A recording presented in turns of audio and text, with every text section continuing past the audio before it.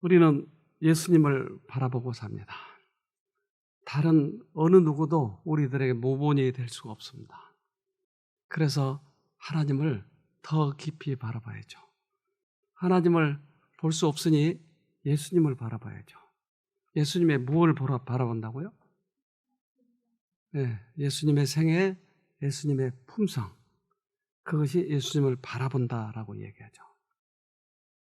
1980년도에 이탈리아에서 실험을 했는데 원숭이 가지고 이런 실험을 했답니다. 1980년대 이탈리아의 리졸라티 연구팀은 원숭이 뇌의 뉴런을 연구했습니다. 원숭이가 땅콩을 집어들기 전에 특정 영역의 뉴런이 먼저 활성화되는군. 네. 이제 원숭이가 뉴런을 가지고 연구하는데 원숭이가 땅콩을 집을 때 특별히 어떤 부분이 움직이고 있는 거예요. 그래서 이걸 자세히 이제 관찰하기 시작한 거예요. 그 특정 부분이 움직이기 때문에. 그런데 땅콩을 집어드는 걸 보기만 해도 같은 영역의 뉴런이 활성화되는 걸 발견했죠. 남이 집는 걸 보기만 했는데도 뉴런이 활성화됐어.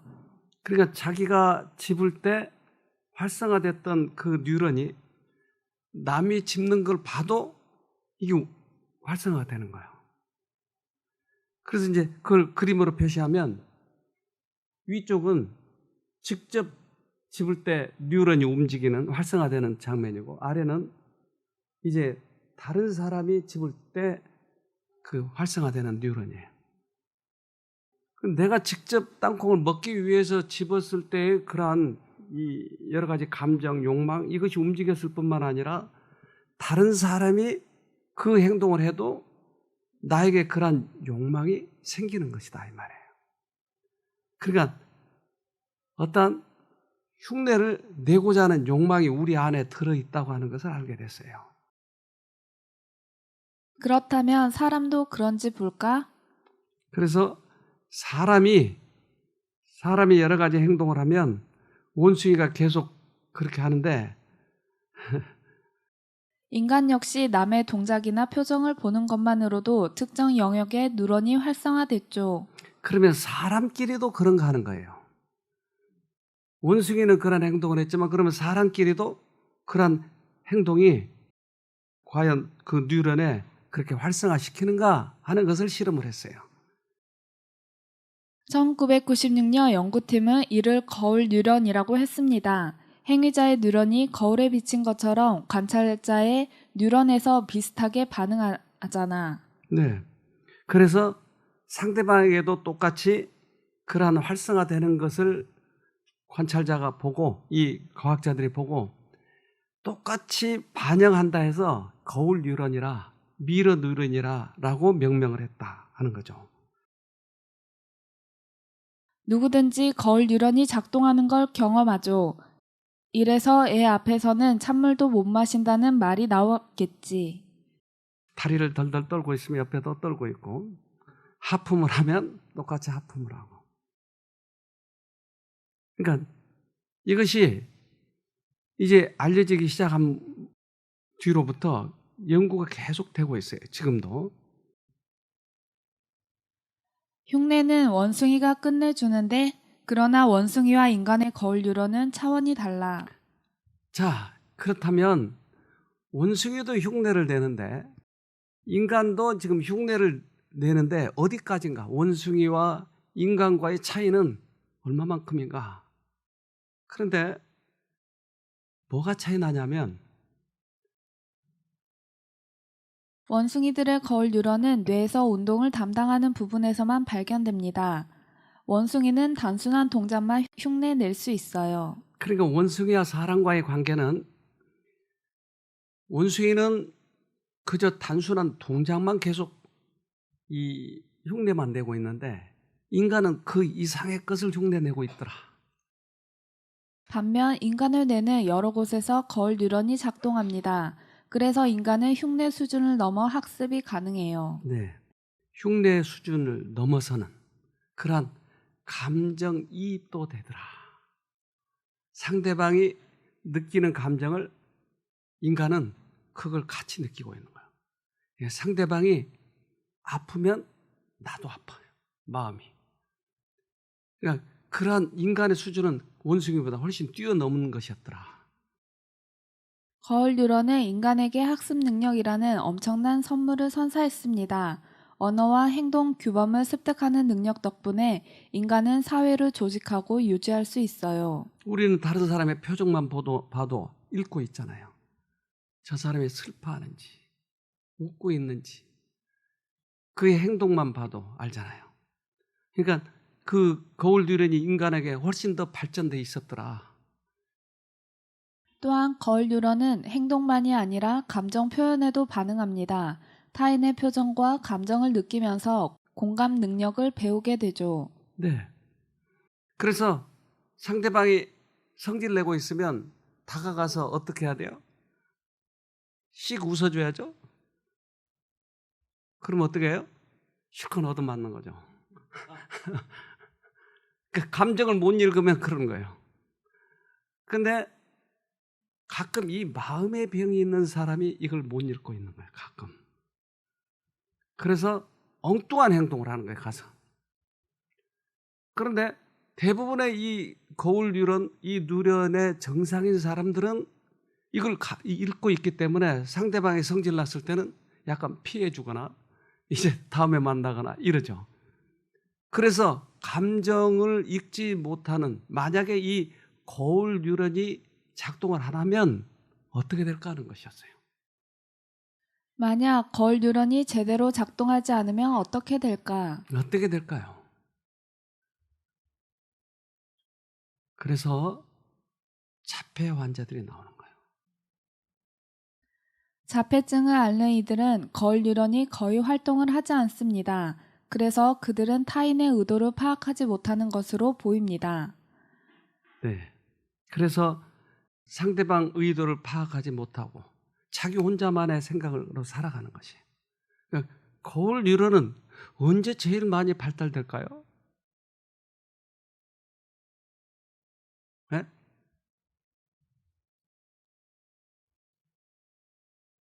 여러분 제 지금 표정 읽고 있나요? 읽고 있나요? 어때요? 평안해 보여요? 아까 안 봐서 그래요.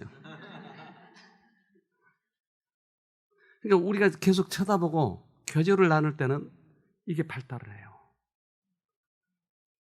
그런데 나와가지고 엄마가 전혀 안 돌봐. 기저귀도 잘 안 갈아줘. 아이와 교감이 안 돼. 그러면 아이 스스로, 자기 스스로, 아, 이 세상은 나 혼자 살아가야 되나 보다. 그리고 단절이 돼버린 거야. 그래서 꼭 엄마가 아이를 길러야 된다고 하는 거야. 꼭. 이게 요즘 사회에 잘 안 되니까 가끔 자폐 아이들이 나오잖아요. 이 거울 뉴런이 작동을 하지 않으면 아이가, 거울 뉴런 자체가 이 고장이 나는 거예요. 활성화가 되지 않는 거예요. 엄마하고 교제가 이루어지지 않기 때문에 이 세상을 자기 혼자만 살아가는 거예요. 그런데 얼마나 그런 일이 요즘에 잦아요. 아이를 맡겨놓고 돈 벌러 다니는 거예요. 근데 이 아이는 자기 의도대로, 자기의 의지대로 하는 것이 아니고 엄마의 의지에 의해서 내가 어쩔 수 없이 그렇게 엄마와 교제가 단절이 되니까 이 아이들이 요즘에 그렇게 말썽을 많이 일으키고 통제가 안 되고, 이 사회적인 청소년의 문제는 사실은 기성세대의 문제가 있는 것이에요. 우리는 부모들로부터, 우리 어렸을 때 우리 부모들은 하루 종일 집에서 일하고 아이가 오면 맞아주고 그랬잖아요. 근데 우리는 그런 혜택을 받았으면서 우리는 우리 아이들에게 그것을 전수하지 못하고 있는 거예요. 그래서 이 엄마가 돌보지 않는 아이들에 있어서 굉장히 문제가 커요. 근데 특별히 고아아이들은 뇌가 작아요. 그래서 애들이 잘 자라질 못해요. 이 뇌가. 우리 그 미디어부에 한 아가씨가 지금 이제 돌아갔는데 한 2년여 근무했어요, 여기서. 근데 그 아가씨가 그 고아원 그런 데서 이제 일을 했어요. 그래서 사회복지사 자격이 있어서 거기 이제 아마 관장처럼 이렇게 일을 했는 모양이에요. 근데 아이들이 이제 여럿 있는데 그 아이 중에서 아주 어린 아이들, 유치 정도 아이들, 이 아이들이 대부분 아이들이 고아 아이들이 약속을 잘 안 지켰나 봅니다. 어릴 때에도. 그러니까 누가 이렇게 언제나 그 신뢰를 갖는 이 가정에서 자랐으면 이게 되는데 안 되는 거예요. 근데 특별히 두 아이가, 형제 아이가, 이 아이들이 그렇게 약속을 잘 지키더래요. 얘는 특이하다. 그 고아 아이들 속에서 이런 아이들은 정말 보기가 힘들대요. 그래서 이 아이를 관찰하기 시작하는데 꼭 어느 날, 일주일에 한 날은 아이들이 몰래 어디를 갔다 오더래요. 그래서 이제 추적을 해봤어요. 어디로 가나. 그랬더니 정문 그 안에서 철장문을 붙들고 누가 이 얘기를 하고 있더라는 거예요. 보니까 밖에 한 남자가 와서 그 아이들하고 얘기하는 거예요. 그래서 아이들에게 너 제가 누구냐? 저 사람이 누구냐? 아빠예요. 근데 아빠가 돈도 다 탕진했고 술 주정뱅이가 돼가지고 사회를 아무렇게나 살아 아이를 관리할 수 없어서 아마 여기 넣는 모양이에요. 그러니까 이 아이들은 술 주정뱅이지만 아빠가 있다고 하는 그것만으로 이 아이들의 뉴런이 자라고 있었다고 하는 거예요. 아빠가 있다고 하는 것만으로 아이들이 뇌가 정상으로 되고 있는 거예요. 우리들의 이 위치가 얼마나 중요한지 몰라요. 엄마들은 더 중요하겠죠. 엄마들이셔. 아이들에게 어떻게 우리가 비춰줘야 될지. 살아있는 것만으로도 그렇게 아이들을 성장시키고 있다고 하는 거예요. 관계를 가지면 우리들의 미러 뉴런이 발달을 하는 거예요. 엄마가 울면 아이도 똑같이 우는 거예요. 아이가 뭘 알아요? 아무것도 모르는데 우는 거예요. 같이. 그러니까 바라보는 대로 우리가 바뀌는 거예요. 우리의 엄마 있어요, 여러분? 네. 히브리서 12장 2절 믿음의 주요 또 온전케 하시는 이인 예수를 바라보자. 저는 그 앞에 있는 즐거움을 위하여 십자가를 참으사 부끄러움을 개의치 아니하시더니 하나님 보좌 우편에 앉으셨느니라. 믿음의 주인, 우리를 온전하게 해주시는 예수님. 온전하게 하는 것은 누가 온전하게 한다고요? 예수님이. 이 믿음으로 말미암는 의예요. 내가 나를 바꾸는 것이 아니고 우리는 뭐만 하는 거예요, 지금? 바라보기만 하는 거예요.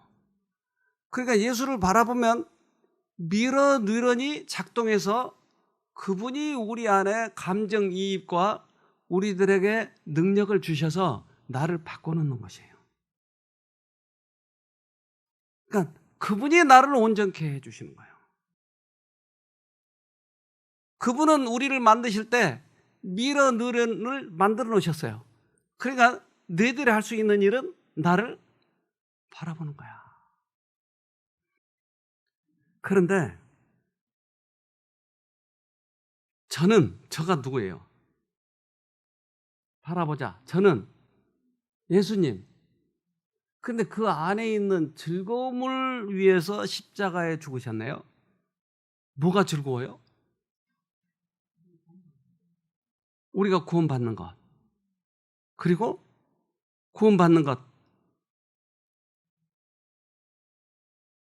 그걸 조금 자세히 얘기하면 내가 십자가에 달려 죽었다.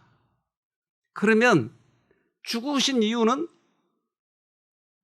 우리를 죄에서 구원받도록. 즉, 이 말은 무슨 말이냐면 십자가에서 죽으시면 내가 그것을 바라보고 믿으면 내가 구원받는 거예요. 이것이 그리스도의 즐거움이었어요. 그런데 나는 나 혼자 내 행동으로 나를 구원받으려고 하면 그리스도가 즐거워해요? 아니요. 예수를 바라보고 구원받는 것을 보고 즐거운 것이. 그래서 그 앞에 있는 즐거움이었어요. 이것이 예수님이 즐겁게 그 십자가를 받으신 것이었어요. 기꺼이. 이게 믿음으로 말미암는 거예요. 근데 인간들은 어떤 문제가 생기면 자기가 해결하려고 하니까 그렇게 힘든 거예요. 그래서 우리에게 수고하고 무거운 짐 지지 말라. 수고하고 무거운 짐 진 자들아, 다 어떻게 하라고요? 내게로 오라. 내가 너를 쉬게 하리라. 그런데 예수의 멍에는 어떻다고요? 쉽고 가볍다. 나 혼자 이 짐을, 이 세상을 지고 살아가려면 너무 무겁다. 근데 예수가 만들어준 멍에는 너무 쉬워, 이게. 우리는 어차피 이 세상을 지나가는데 예수님 바라보고 가면 너무 쉬운 거, 이게. 내 멍에는 쉽고 가벼우니 나의 멍에를 메라. 그래서 이 밀어넣으니 우리 인간들에게 있다고 하는 것을 잊어버리지 마세요. 예수만 바라보면 우리는 어떻게 돼요? 예수처럼 되는 것이에요. 거울 뉴런은 타인의 의도가 담긴 행동을 볼 때만 활성화됩니다. 보이는 것 전부에 거울 뉴런이 작동하면 피곤해서 살 수 없을걸? 그러니까 그러면 모든 거 보는 것마다 다 우리들에게 작동하면 어떻게 살아가냐고요. 그런데 의도가 있는 것만. 그렇다면 우리가 예수를 바라볼 때 의도를 가지고 쳐다봐야 되겠죠. 그분의 의도와 우리의 의도가 결합될 때 우리는 예수님처럼 닮아가는 것이에요. 우리에게 거울 뒤런이 있다고 하는 것을 인식만 해도 우리가 하려고 하는, 우리 스스로 의로 하려고 하는 의도가 많이 없어져요. 우리는 우리가 할 수 있는 최고의 의지의 표현은 그분을 전적으로 쳐다보는 거예요. 내가 하려고 하지 말고. 그러니까 이것을 경험해 본 사람은 사는 게 어떨까요? 즐거워요. 그분만 쳐다보면 되니까. 그런데 이것을 경험하지 못한 사람은 사는 게 너무 힘들어요. 여러분, 예수처럼 우리가 살려고 하면 불가능해요. 너무 힘들어. 그러니까 교회 다닌 게 너무 힘들어. 그런데 예수님이 하시는 것을 계속 경험하면 교회 다니는 게 너무 기쁘고 즐거워. 그래서 교회 다니면서 거룩하게 폼재고 힘들어서 항상 이렇게 살아가는 사람은 얼마나 피곤하겠어요. 자기 혼자 거룩하려니. 여러분, 어떻게 하는 게 거룩하는 것이죠? 표정을 어떻게 재야죠? 여러분 잘 못 짓는데 거룩. 어떤 것이 거룩이죠? 아무것도 하지 않는 것. 뭐가 거룩일까요? 거룩하다. 여러분 표정을 보니까 좀 덜 거룩한 것 같은데. 뭐가 거룩이에요? 예수님이 거룩한 거예요. 예수님이 항상 그러니까 폼 재고 걸었죠? 아니에요. 그분은 하나님을 보고 계속 살으셨기 때문에 그분의 품성 속에서 그 하나님이 나타나는데 그것은 기쁘고 즐겁고 어떠한 고통이 올지라도 주님은 꿋꿋하게 그걸 넘어가고 동정하고 이렇게 살아갔잖아요. 그런데 우리는 거룩을 내가 만들어내니까 어떻게 거룩을 폼을 재야 돼요? 이게 안 되는 거예요. 그런데 예수님을 쳐다보면 우리가 거룩해지는 거예요. 예수님을 쳐다보자고 하는 거예요. 그래서 예수님이 십자가에 달려 돌아가신 이유는 이렇게 얘기 설명합니다. 디도서 2장 14절 그가 우리를 대신하여 자신을 주심은 모든 불법에서 우리를 구속하시고 우리를 깨끗하게 하사 선한 일에 열심하는 친 백성이 되게 하려 하심이니라. 네, 예수님이 죽으신 이유는 뭐예요? 우리를 깨끗하게 하고 선한 일을 하게 하고 그건 내가 선한 일 하는 거예요? 그분이 해결해 주는 거예요. 그렇잖아요. 그러니까 십자가에 달려 돌아가신 이유는 그분을 쳐다보는 모든 사람들은 선해지고 깨끗해지는 거예요. 이것 때문에 십자가에 달려 돌아가셨어요. 이제까지 너무나 내가 하려고 피곤했던 여러분들, 이제 그거 놓으시고 그냥 쳐다보세요. 그러면 우리가 변해가는 거예요. 밀어넣으려니 있다니까요, 우리 뇌 속에. 행동만 따라할 뿐만 아니라 뭐까지 읽는다고요? 감정까지 읽는 거예요. 그러니까 어떨 때는 예수님의 생애를 쳐다보면 눈물이 나잖아요. 그때 얼마나 힘드셨을까. 우리에게는 감정이입이 되는 능력이 있다니까요. 그러니까 예수님을 쳐다보면 되는 거예요. 믿음으로 말미암는 의예요, 이게.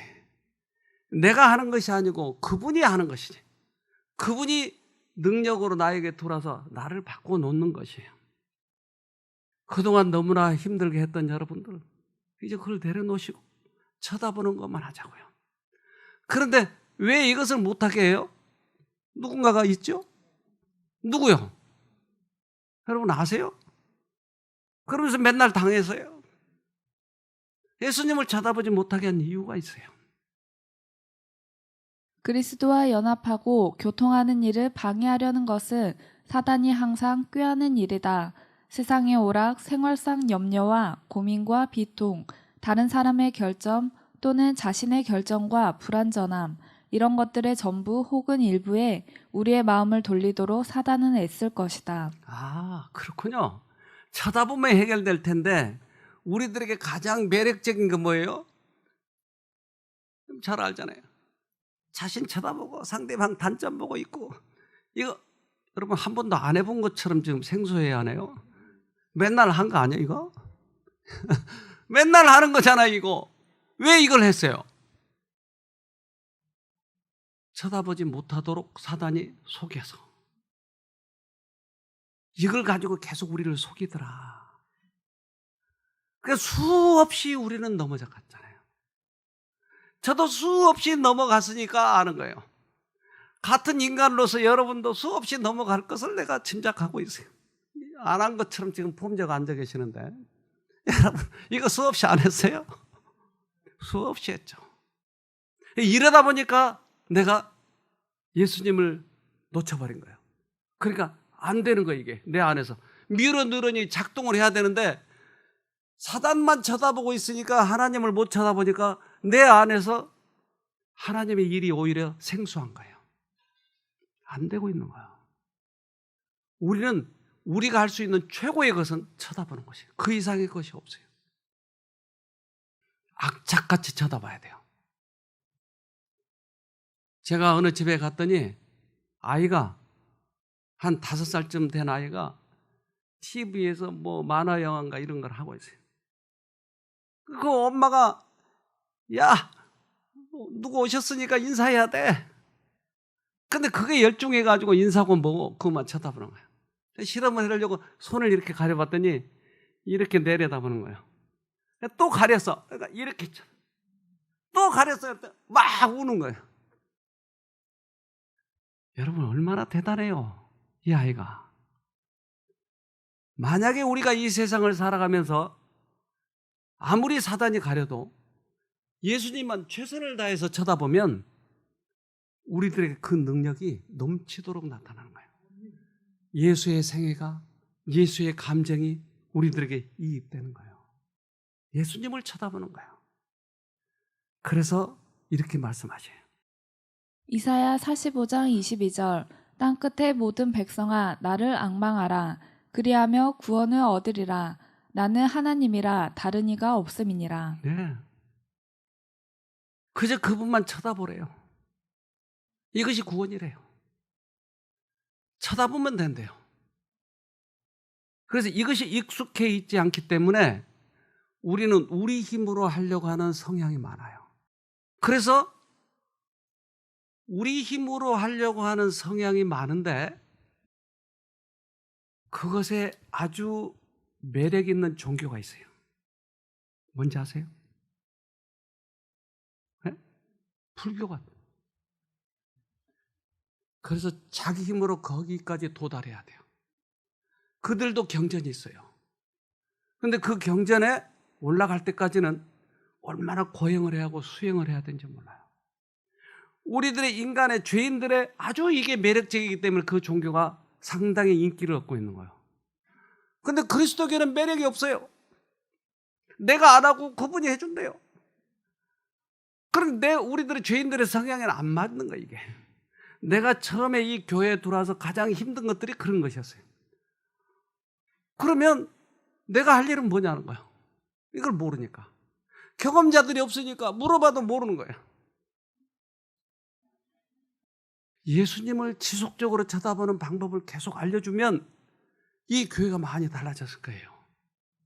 그런데 율법은 가르쳐주고 이것을 해야 된다고, 선해야 된다고 이건 가르쳐주는데 어떻게 하는 방법을 모르니까 이거에 질리는 거예요. 그래서 이제 나타나는 그런 이 사람들이 율법주의자, 외식주의자들이 나타나기 시작하는 거예요. 깡으로 이 신앙을 하는 거예요. 그러니까 신앙이 오래되면 깡이 많이 늘어. 뭐가 늘어야 되는데? 믿음이 늘어야 되는데 깡만 늘어요. 그래서 교회 싸움 붙으면 이거 대단해요, 여러분. 깡끼리 싸움을 하면 그래서 교회가 나눠지고 그러잖아요. 대단한 사람들이에요. 이 밀어누련이 있는 걸 모르니까. 우리말에 이심전심이란 말 있나요? 여러분 아세요? 뭐예요, 이 말이? 밀어내린이 있는 걸 알았나 봐요, 그들이. 그러니까 이심전심이지. 이심전심. 내가 가지고 있는 감정이 저 사람에게 전달이 되는 거예요. 우리는 선의 유산이든 악의 유산이든 양당 간에 전달하지 않으면 안 된다. 우리의 생애와 우리의 모본이 축복이 될 것인가, 저주가 될 것인가. 사람들이 우리의 무덤을 보고 나를 파멸시킨 사람은 이 사람이라고 말할 것인가, 아니면 나를 구원한 사람이라고 말할 것인가. 우리는 어떻게 살아가느냐가 그래서 중요하다. 아이들에게 어떻게 비춰지느냐 중요하다. 3살짜리에게 말을 가르치는데 엄마가 저게 달이야, 달? 그러니까 달을 가르치는데 아이는 엄마 달이 이렇게 생겼어? 아이는 뭘 봤어요? 손가락을 봤어요. 우리들의 행동을 더 중요하게 봐요. 엄마는 교훈을 주려고 하지만 아이들은 교훈보다 엄마를 따라서 하려고 해요. 성질내 가지고 야 이놈아 죽일놈아 말 들어? 그러면 말 들으려고 하는 교훈보다는 엄마 성질내는 걸 배워요. 그러니까 우리가 어떻게 살아가는 것은 참 중요해요. 왜? 상대방이 밀어누르러 나를 보고 있으니까. 예수님을 쳐다보는 것은 그래서 중요한 것이에요. 우리는 마치 자신을 구원할 능력이 우리에게 있는 것처럼 자아를 바라본다. 그러나 우리가 그렇게 할 가망이 없기 때문에 예수님께서 우리를 위하여 돌아가셨다. 그분 안에 우리의 소망이 있고 우리의 의롭다함이 있고 우리의 의가 있다. 네. 우리가 우리를 구원할 수 없어요. 우리가 우리를 바꿀 수 없어요. 그렇기 때문에 예수 안에 우리의 모본이 있고 우리의 결국 닮아야 할 의가 있고 그 속에 능력이 있는 거예요. 예수 안에만 있는 거예요. 그런데 우리는 우리가 개발하면 그것을 할 수 있다고 착각하니까 자꾸 우리 힘으로 하려고 하는 거예요. 그분 안에만 있는 것이게. 예수님이 그래서 이 땅에 오신 이유는 그것을 우리들에게 보여주려고, 하나님의 품성을 보여주려고, 그분이 돌아가신 이유는 우리들에게 그것을 보여주려고. 그래서 예수님 쳐다보는 것이 우리들의 가장 큰 임무예요. 이스라엘 백성들이 전쟁에도 이기고 백성도 숫자가 많아지고 이제 군대도 강해지고, 그런데 다른 나라 모든 나라는 왕들이 있는데 이스라엘만 왕이 없는 거야. 그거 어떻게 해요 그러면? 그 왕 달라고 하는 거예요. 그래서 선지자가 당신 너무 늙었잖아요. 그러니까 우리들에게도 젊고 씩씩한 왕이 필요하잖아요. 그래서 누굴 줘요? 왕을? 사울을 죽여. 사무엘상 8장 5절 그에게 이르되 보소서 당신은 늙고 당신의 아들들은 당신의 행위를 따르지 아니하니 열방과 같이 우리에게 왕을 세워 우리를 다스리게 하소서 한지라. 자, 누구 대신 왕을 원한 거예요? 네, 하나님 대신에. 이제까지 하나님께서 그들을 이끌으셨다고요. 그러니까 그들이 그 지도를 받을 때마다 누굴 쳐다봐요? 하나님을 쳐다봐요. 근데 이제 왕을 줬으니까 어떻게 돼요? 왕을 쳐다봐요. 이 사울이 나보다 더 미남이었을까요? 대답을 못 하시네. 모르겠어요. 참나. 키는 훨씬 컸어요. 사울이. 키도 크고, 보세요. 저 키가 크잖아요. 저 그림에서도. 그래서 이 어깨, 이 목 하나가 더 있을 만큼 키가 컸어요. 인물이 빼어났어요. 그래서 발끝부터 머리끝까지 흠이 없었어요. 외모로 얼마나 이뻤어요. 출중했어요. 그들이 이제 왕을 쳐다보겠죠. 그들이 바라는 바였어요. 근데 요즘에 세계 최강대국이 그렇게 변하고 있어요. 여성 후보 외모 폄하, 치솟은 지지율. 그러니까 그들의 죄성에 맞는 왕이 나타난 거예요. 그래서 여성을 폄하했더니 오히려 인기가 올라가. 이제까지 불만을 가지고 있었던 남자들 인기가 올라가는 거예요. 도널드 트럼프. 저 얼굴 좀 봐라. 누가 투표하고 싶겠나. 저 얼굴이 우리의 다음 대통령이라고 상상할 수 있겠는가. 그러니까 상대방을 폄하하고 상대방의 단점을 자꾸 들추고 이렇게 해서 자기 인기를 올리는 거야. 아까 어디서 본 것 같은데요? 우리를 눈을 가리는 것이 뭐였어요? 사단이에요. 상대의 결정을 보는 거예요. 이 사람의 인기가 계속 올라가는 거예요. 요즘에 이제 재선을 도전하려고 하는데 여러분 어떤 생각이 들어요? 될 것 같아요? 안 될 것 같아요? 아무도 몰라요. 저도 몰라요. 근데 그들의 죄성에는 꽤 맞지 않겠는가 이게. 옛날은 세계의 약소국들을 돕고 후진국들을 돕고 오히려 포용력을 가지고 하는데 요즘에는 계속 자기 나라만. 그래서 점점 인기가 올라가더라 이 말이에요. 이스라엘하고 비슷비슷하지 않아요? 이 인상 좀 보세요. 그리고 상대방을 막 폄하할 때의 표정이에요. 이게 세계의 모든 사람에게 가장 선진국이니까 이걸 바라보는 거예요. 그러면 우리도 그렇게 하자. 그래서 우리 가까운 나라, 그 나라도 흉내를 내가지고 미국이 중국에 하듯이 이제 한국에도 그렇게 해가지고 한때 어려움을 겪었잖아요. 여러분 아시죠? 네. 단지 상상이 아니라 사람들이 실제로 백인 노동계급 트럼프 지지자들에게 말을 걸면 이 사람들의 가장 큰 관심은 경제와 그 안에서 자신들의 자리라는 것을 알게 된다. 네, 결국 경제예요. 그리고 그들이 지금 어려움을 겪고 있으니까 돈에 대해서 관심이 많으니까 돈 많이 벌면 좋다. 다른 건 관심 없어요. 누굴 따라서 가는 거예요 지금. 네. 그래서 아브라함은 우리들의 모본이었잖아요. 믿음의 조상이었잖아요. 창세기 18장 19절 내가 아브라함을 선택한 것은 그가 자식들과 자손을 잘 가르쳐서 나에게 순종하게 하고 옳고 바른 일을 하도록 가르치라는 뜻에서 한 것이다. 그의 자손이 아브라함에게 배운 대로 하면 나는 아브라함에게 약속한 대로 다 이루어 주겠다. 네. 그래서 아브라함을 선택한 이유는 아브라함의 믿음으로 말미암는 의의를 알고 있기 때문에. 그래서 믿음의 조상이니까. 그 믿음이 계속 전수되고 바라보는 법을 알고 있기 때문에 그 자손들에게도 복을 주겠다. 우리는 가정에서 어떻게 살아가야 될지에 대해서 교훈을 준 거예요. 때때로 우리는 부부끼리 마음에 맞지 않는 경우도 있어요. 그런데 그것이 나를 괴롭힌다 할지라도 같이 성질 내고 싸우고 그러면 결국은 누가 좋아하겠어요? 그래서 그렇게 힘들지라도 우리만은 하나님만을 쳐다보는 거예요. 그분이 나에게 오셔서 미러 뉴런을 작동해 주실 것이기 때문에 우리는 어떠한 일이 있어서도 주님을 쳐다봐야 돼요.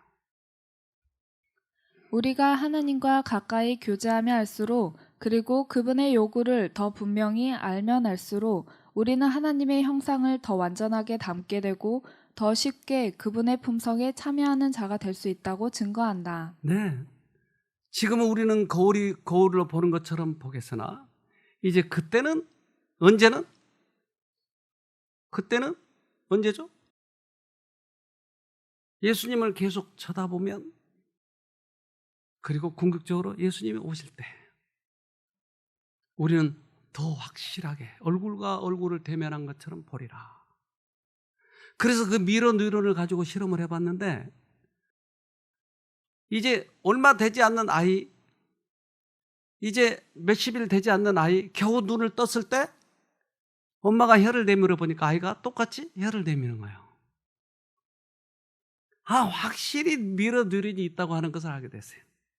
그래서 그러면 지금도 미러 뉴런이 작동하고 있는지를 실험해 봤어요. 그래서 이 센서를 붙였어요. 어떤 근육이 움직이나. 그래서 이마에도 센서를 붙이고 그 센서를 붙여서 이제 기계에서 작동하는데 웃을 때 근육과 성질 냈을 때의 근육이 달라요. 어디서 움직이는지.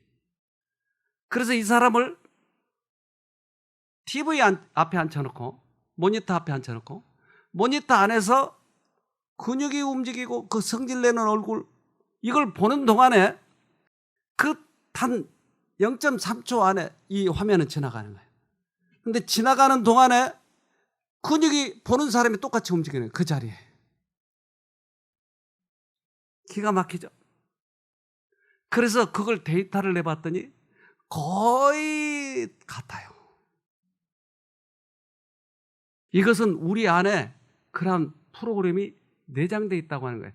저절로 상대방이 웃으면 어떤 근육이, 성질내면 어떤 근육이 저절로 움직이는 거예요. 내가.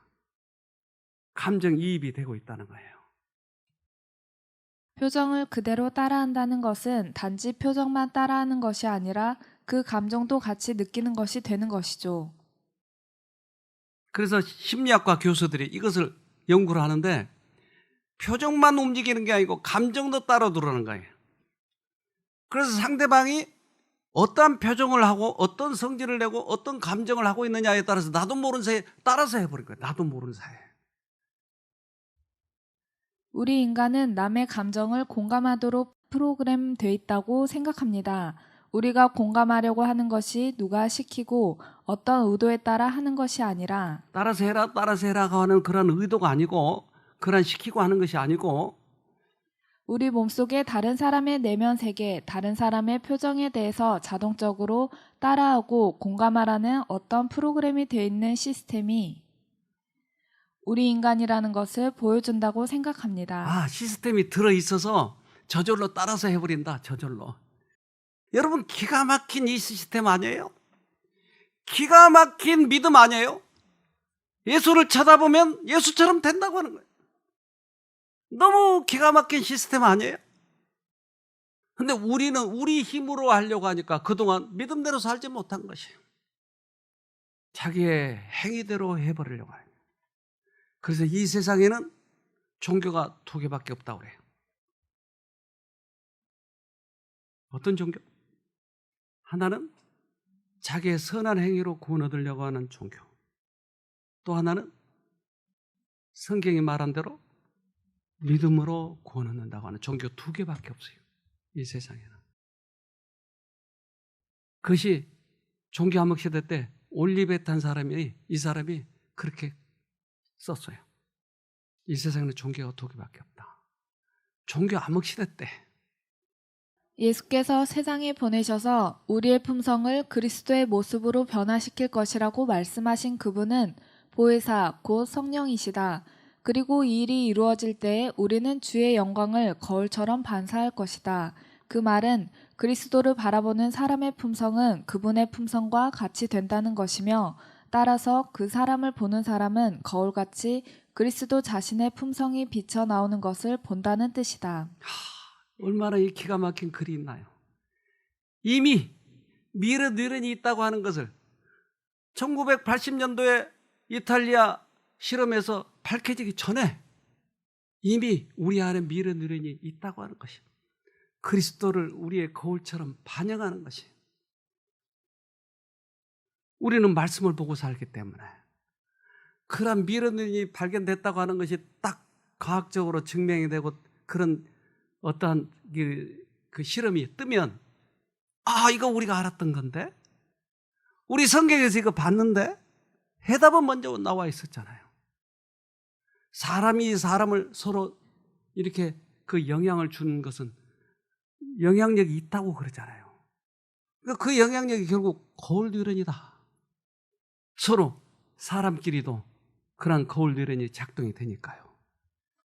교육, 훌륭한 예절, 의지력은 모두 옳은 일을 하는데 도움이 되도록 제각기 적당한 구실을 한다. 그러나 그것들이 우리의 마음을 변화시킬 수 없고 우리의 생애를 순결하게 해줄 수 없다. 오직 위에서부터 온 새 능력이 우리 속에 역사함으로 우리를 죄 많은 상태에서 거룩한 상태로 변화시킬 수 있다. 예절, 교육, 의지력, 이거 가지고는 우리가 변화되지 않는다. 그리스도를 바라볼 때에만 변화된다. 그래서 우리들의 선배들, 구원받은 선배들, 믿음의 조상들은 다 이렇게 해서 구원을 받았어요. 요한계시록을 쓴 요한은 그가 어떻게 살았는가요? 원래 그의 성품은 까칠했어요. 까칠한 분 몇 분 계시죠? 성질 난폭하고, 이 세상은 법보다 주먹이 우선이다 그러고, 이런 사람들. 그는 교만하고 주제넘고 명예에 대한 야망을 가졌을 뿐 아니라 성급하였고 해를 받을 때에 분개하였다. 그와 그의 형제는 우리의 아들이라 불리웠다. 악한 성질, 복수하고자 하는 욕망, 비평하는 정신이 사랑하는 제자 속에 있는 전부였다. 여러분, 이 성질 가지고 있는 사람 있나요? 있군요. 저를 포함해서 꽤 있네요. 근데 이 사람이 어떻게 바뀌었느냐 하는 것이에요. 마가복음 3장 17절, 또 세베대의 아들 야고보와 야고보의 형제 요한이니 이 둘에게는 보아너게 곧 우리의 아들이라 이름을 더하셨으며. 얼마나 성질을 급했기에 우리의 아들이라고 했을까요? 근데 그는 예수님의 생애를 보기 시작했어요. 예수님이 살아가는 모습을 보는 거예요. 다른 사람은 다 이기적으로 사는데 이분은 그냥 다른 사람에게 주는 거예요. 저럴 때 많이 손해볼 텐데 했을 때도 있을 거고, 이분은 자기 생애 속에 모두 다 다른 사람을, 환자를 고치시고 불쌍한 자를 도와주고 포로된 자를 자유를, 눈먼 자에게 다시 보게 하며, 문둥이도 중풍병자도 고치시고. 요한은 계속 그것을 바라보는 거예요. 거룩하신 자 그리스도의 품성이 그에게 나타났을 때에 그는 자신의 부족함을 깨닫고 겸손하여졌다. 그가 하나님의 아들 예수의 일상생애 가운데 나타난 능력과 인내, 권능과 애정, 위엄과 겸손을 보았을 때에 그의 마음은 찬탄과 사랑으로 충만하게 되었다. 날마다 그의 마음은 그리스도에게로 이끌려 가게 되어 마침내 그는 자기 주님에 대한 사랑에 자신을 잊어버리게 되었다. 뭘 봤어요? 예수님의 생애와 품성을 보는 거예요. 그걸 바라볼 때 자기 자신을 잊어버리게 된 거예요. 우리들의 선배들이 어떻게 그들이 구원을 받았는지, 그걸 우리가 자세히 비춰보면 우리도 어떻게 살아가야 될지에 대해서 교훈을 주는 것이에요. 그는 하나님의 아들의 일상 생애에서 권능과 친절, 위엄과 온유, 능력과 인내를 보고 경탄에 마지 않았다. 그는 자기의 분개하기 잘하고 야심 많은 성질을 그리스도의 고쳐주시는 능력에 굴복시켰으며 거룩한 사랑을 그의 마음속에서 품성의 변화를 이룩해냈다. 네. 그것이 그가 미러 뉴런으로 인해서 그가 변화되기 시작했다. 그래서 그 12제자를 모일 때 항상 왼쪽 가까이 앉아있는 사람 한 사람이 있었는데 아세요? 요한이군요. 요한은 언제나 그것을 담고 싶어서 가장 옆에 앉는 거예요. 그는 예수님께로 가까이 나아가 그분의 곁에 앉아서 그분의 가슴에 기대곤 했다. 마치 꽃이 태양과 이슬을 받듯이 그는 하늘로부터 오는 빛과 생명을 받아 마셨다. 사랑과 순경의 마음으로 구주를 바라보는 중에 그리스도의 형상을 담고 그분과 더불어 교제하는 일이 그의 유일한 소망이 되었다. 마침내 그의 품성에는 그의 주가 되신 그리스도의 품성이 반영되었다. 이렇게 바뀌었군요. 여러분 이러고 싶지 않으세요? 그러고 싶죠? 근데 마귀가 있죠? 심해요. 그 마귀 때문에 이것을 못 쳐다보는 거예요. 성질을 내게 해가지고는 예수님을 잊어버리게 만드는 거예요. 세상에 걱정과 염려를 줘가지고 못 쳐다보게 하는 거예요. 저는 옛날에 세상의 걱정은 당연히 해야 된다고 생각했어요. 근데 이것이 사단 것이라고 하는 것을 알고 나면부터 이거 기가 막히네 이거. 우리는 걱정을 해야 더 일을 효과적으로 잘할 수 있다고 생각을 했어요. 근데 그러지 않은 거예요. 심지어 말씀 연구하는 것마저도 이 말씀 연구하는데 내가 오늘 아침까지 강의를 준비하려면 며칠 전부터 조금씩 염두에 두고 이제 어제 저녁 같은 경우는 가장 완성을 해야 돼요. 근데 완성을 못하면 계속 걱정 때문에 잠이 안 와요. 그런데 아침에 일어나면 어제 걱정했던 것 전혀 쓰지 않고 한 생각이 들어와서 싹 바꿔놓는 거예요.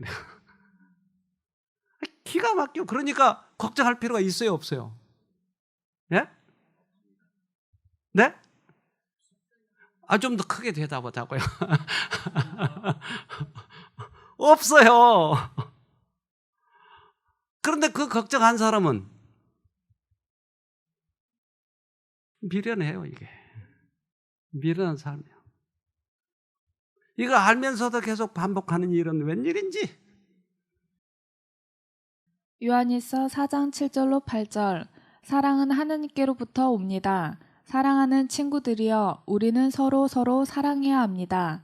왜냐하면 사랑은 하나님께로부터 오기 때문입니다. 사랑하는 사람은 하나님의 자녀가 된 것이며 또한 하나님을 안다고 할 수 있습니다. 하나님은 사랑이시기에 사랑할 줄 모르는 사람은 하나님을 알지 못하는 자입니다. 예수님이 사랑이시니까 미러 누린이 작동해가지고 이 사람한테 사랑이 생겨버린 거예요. 그러니까 그분을 쳐다본 사람은 사랑할 줄 아는 거예요. 근데 사랑할 줄 모르는 사람은 미러 누린이 작동이 안 됐다 이 말이에요. 사랑하려고 노력하는 것이 아니고 사랑이 전염병처럼 점령돼가지고 다른 사람에게도 전염이 되는 것이에요. 그래서 예수님이 십자가에 달려 돌아가실 때 가장 자기와 닮은 사람이 누구였어요? 요한에게 맡기는 거예요, 자기 어머니를. 요한복음 19장 26절로 27절. 예수께서 그 모친과 사랑하시는 제자가 곁에 섰는 것을 보시고 그 모친께 말씀하시되 여자여 보소서 아들이니이다 하시고 또 그 제자에게 이르시되 보라 내 어머니라 하신대 그때부터 그 제자가 자기 집에 모시니라. 네. 가장 자기를 닮은 그 요한에게 어머니를 맡기는 것이에요. 주님이 오실 날이 우리는 가까이 됐다고 하는데 산속으로 들어가려고 하고 캔으로 음식을 준비해가지고 굴 속에다 감춰놓으려고 하고 뭘 준비해야 될지를 몰라요. 그런데 예수님이 오실 때 우리가 준비해야 될 것은 단 하나밖에 없어요. 요한일서 4장 17절 이로써 사랑이 우리에게 온전히 이룬 것은 우리로 심판날에 담대함을 가지게 하려 함이니 주의 어떠하심과 같이 우리도 세상에서 그러하니라. 미러 뉴런 때문에 우리 안에 사랑이 들어왔다 이 말이에요. 그러니까 사랑이 있는 사람은 사랑의 예수님이 오면 담대하게 우리가 만날 수 있는 거예요.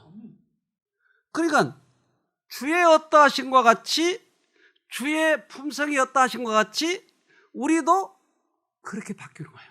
바뀌어 있다 이 말이에요. 그런 사람들이 주님을 맞이하는 것이에요. 그런데 성질을 하나도 안 바뀌어 놓고선 시골로 가는 것이에요. 거기 가서 준비한다고. 이거 큰 잘못이에요. 예수님이 오신 것은 당신을 닮은 사람을 하늘로 데려가기 위해서 오신 것이에요. 우리를 죽이러 온 것이 아니고. 그래서 닮은 사람과 닮지 않는 사람을 구분하는 것이 심판이에요. 요한계시록 1장 2절로 3절 요한은 자기가 본 것을 다 증언하였습니다. 그것은 예수 그리스도께서 하신 진리의 말씀, 즉 하나님의 계시입니다. 이 계시의 말씀을 읽는 자는 복 있는 사람입니다. 또한 이것을 듣고 그 가운데 기록된 것을 지키는 자들 역시 복 있는 사람입니다. 그것은 이 모든 말씀이 이루어질 날이 점점 다가오고 있기 때문입니다. 네. 이제 이 말씀 속에서 해답을 찾으라. 요한은 요한계시록을 썼기 때문에 이것은 계시 아니고는 쓸 수가 없는 글이에요. 가장 사랑하는 제자에게 예수님은 그것을 맡기셨어요. 여기에 한 청년이 왔어요. 근데 이 청년이 미국에서 꽤 공부를 많이 했나 봐요. 특별히 첼로 공부.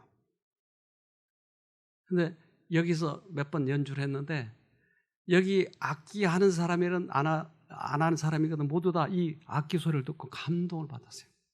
야, 나도 첼로 잘 모르는데 잘한다. 와, 감동이다. 근데 이 청년이 여기 온 이유가 있었어요. 그것은 여러 가지 심신이 피곤해요. 너무나 오랫동안 그렇게 좀 열심히 하느라고 살아왔고, 이제 미국에서 공부하다 또 한국에 왔으니까 이렇게 너무나 고통이 있었는데 특별히 그 고통이 이명이었어요. 근데 음악하는 사람이 이명이 들릴 때 어떻겠어요? 근데 이것이 너무 힘들었어요. 여기 와서 그냥 얘가 나이가 어리니까 아직 고등학생 정도인데 이렇게 잘 캐는 거예요. 그래서 여러분 가끔 유튜브에서 들릴 수 있을 거예요. 근데 이 아이가 여기 와서 그렇게 고민했는데 그러지 말고 그냥 쉬어. 뭘 고치려고 하지 말고 예수님 바라봐. 그러면 돼. 그냥 강의 듣고 놀자. 아니 나는 병을 고치러 왔다고요. 아니야 그냥 노는 거야. 얘가 나갈 때 간증을 하고 왔어요. 안녕하세요. 저는 미국에서 공부하고 있는 19살 여윤수라고 합니다. 저는 현재 첼로라는 악기를 전공하고 있는데요. 여기에 오게 된 사유가 이제 옛날에 돌발성 난청을 한번 앓은 적이 있는데 또 재발을 최근에 다시 한 느낌을 받아서 제가 다시 오게 됐어요. 이명이 되게 크게 났고 귀도 되게 먹먹했고 이명은 그러니까 지속적으로 피 하고 그게 그러니까 이명이 의학적으로 나타나면은 그게 난청이 왔다는 표시래요. 그게 난청이 와서 그거를 치료하는 기간을 놓치면은 이제 저처럼 이제 청력이 손실되거나 이제 그렇게 될 수 있는데 예전에 그렇게 한번 당했었죠. 근데 이번에는 되게 신기하게 어떠한 그러니까 그 물리적 조치를 취하지도 않았고 의학적인 조치도 안 했는데 마음이 편안해지니까 그냥 자연적으로 없어진 것 같아요. 이게. 지금은 안 나고? 지금은 안 나요. 6일 됐는데 그냥 강의 듣고 뭐 그런 걸 하니까 되게 제가 되게 어리석었구나. 제가 어리석은 게 아니라 사탄이 어리석어서, 물론 저도 어리석고, 그래서 저를 이렇게 시련에 들게 했구나, 사탄이. 그렇게 했는데, 덕분에 그게 사실 더 도움닫기가 된 것 같아요. 앞으로 제 신앙을 어떻게 할 건지 길잡이 역할이 되게 해주는 도움닫기가 오히려 되지 않았나, 저는 하고, 하나님이 그렇게 생각하도록 저한테 지혜를 주신 것 같아요. 저는 그게 제가 신앙생활하면서 제일 크게 바뀐 것 같아요. 그렇게 마음가짐이 바뀌고 이명이 사라지는 건 그 뒤에 따라오는 보너스더라고요. 말 그대로 과학적으로 설명할 수 없는 놀라운 일들을 행하고 계시는구나 하는 거를 느끼고 가요.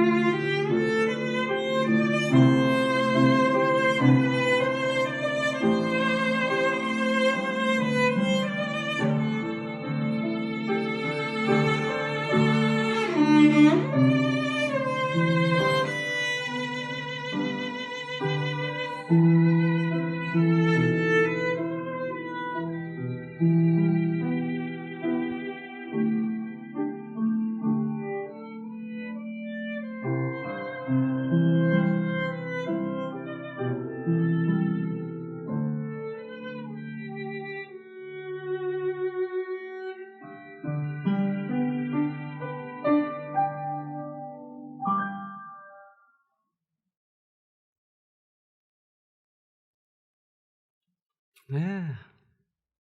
첼로 잘 켜죠? 모르는 사람도 문희안도 야 감동이다. 제가 어떻게 나왔어요?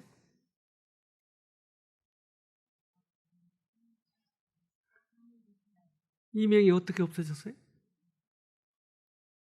그냥 강의 듣고 쳐다보고 어느 날 나가버려요. 과학적으로 해명할 수 없는 것이죠. 그러나 확실하게 과학적으로 해명이 된 거예요. 미르누른이 있다고 하는 것을. 쳐다보세요. 꼭 승리하기를 바랍니다. 기도합시다. 하늘에 계신 아버지, 우리들에게 은혜를 베풀어 주셔서 당신을 닮을 수 있는 거울 뉴런을 심어 주셔서 감사합니다.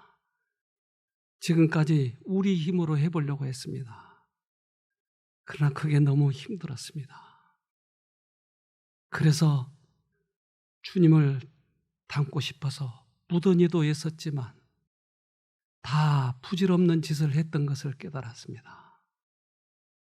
이제는 주님만 바라보겠습니다. 주님이 저희들을 고쳐주시고 저희들을 다시 한번 새롭게 태어나도록 도와주시옵소서. 그래서 하나님의 나라에 가서 영원히 같이 살 수 있도록 우리 모두에게 축복해 주시옵기를 예수님 이름으로 기도합니다. 아멘.